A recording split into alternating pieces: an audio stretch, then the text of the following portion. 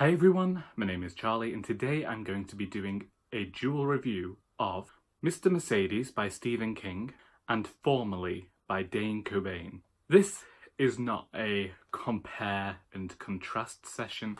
This is simply me reviewing a book that I had recommended by a fellow booktuber and then reviewing that booktuber's book.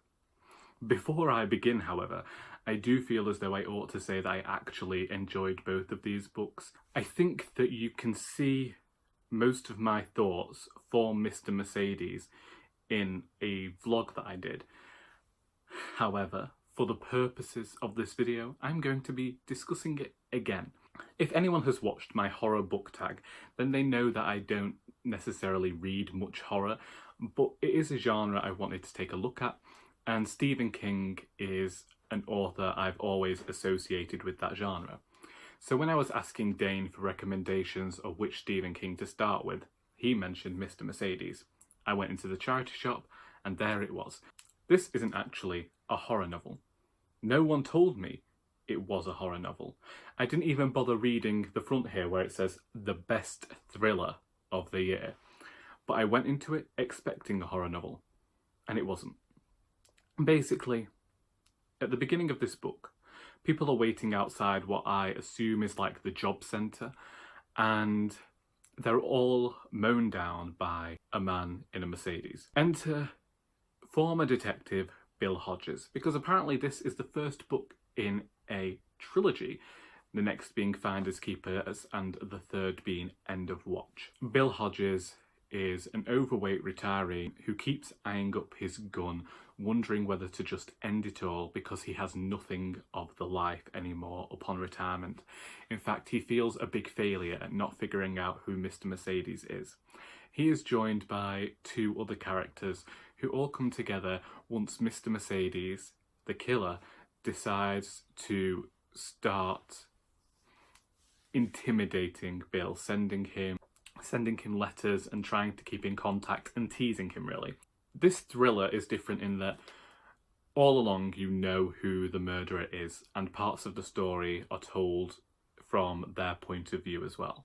I've seen thrillers where you've been in the murderer's perspective before, but I've never read one where you've known the killer's name throughout. I suppose there is something similar in Joe Nesbo, but that storyline is always a subplot throughout the series, whereas this one is the main plot of this book, is that you're seeing both the detective and the killer as heroes in their own stories and understanding where they both come from. I thought that this was actually quite a brilliant thriller.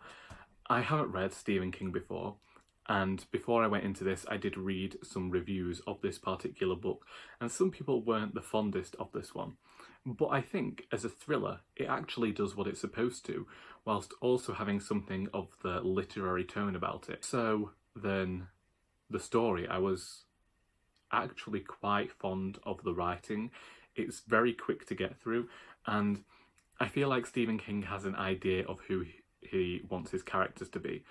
Also, whilst I haven't read a lot of Stephen King, I do know about, the main stories that he's written. He references himself in this book, and I like those little Easter eggs, those references to his other works, and how he fictionalizes them in his fictional real universe. I thought that that was pretty good. Quite honestly, it did leave me wanting to read the next two books in this trilogy.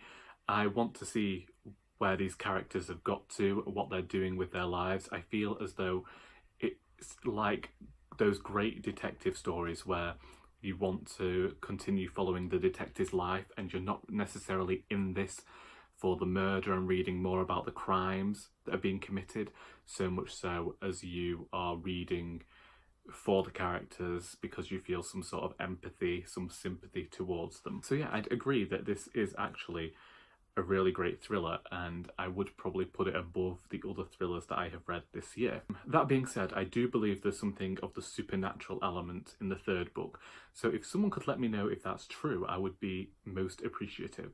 but I definitely enjoyed this one. Indeed, it did send me out to read more Stephen King. And so I thank Dane for recommending this book.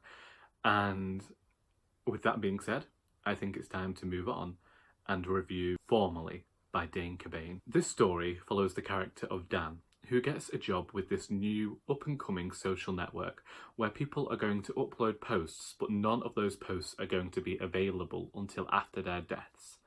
Dan goes in to do some coding work, I believe. I'm not really that sure of all the computer terminology. But whilst he's there, people begin to die. And he realises that there might just be something more underhanded going on with his new place of work. I have previously read Driven by Dane, and I will admit that I preferred that book to this one.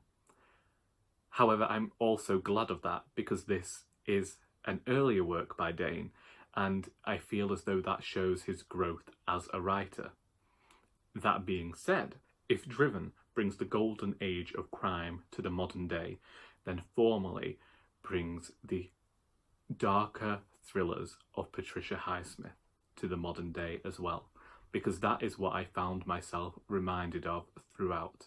I felt as though I was getting a story where every single character was morally grey, and there was this sense of being kept at arm's length from a character who seems to be spiralling as he struggles with the stresses of work, but also becomes completely embroiled in this almost incestuous relationship with these co-workers. Obviously they're not family, but they've reached a point where they're kind of behaving as one singular unit and they don't want anyone to break away.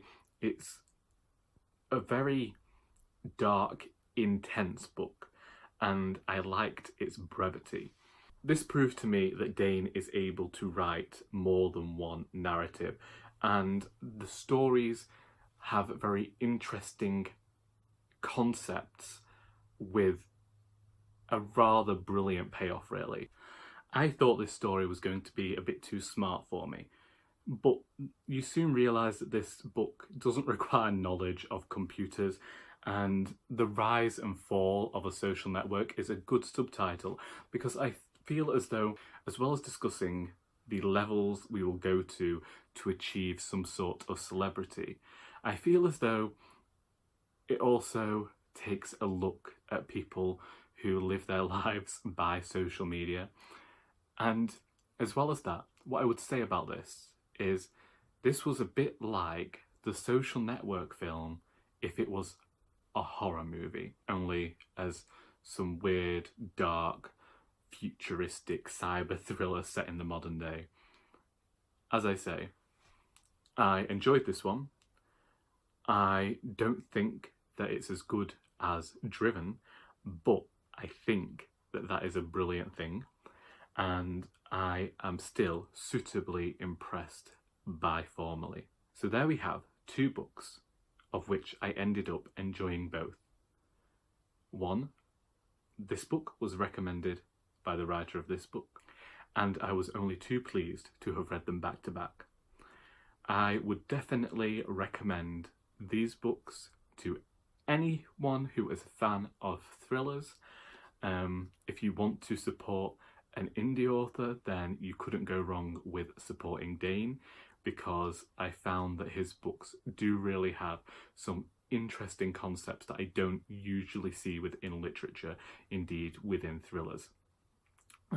So yeah, I'd like to thank Dane for recommending Mr. Mercedes to me. Indeed, he also recommended Formally because he thought his books might just be a bit too horrific for me to read. But I do think I will be going and picking some books from his back catalogue, because he is definitely one of the more professional indie writers out there.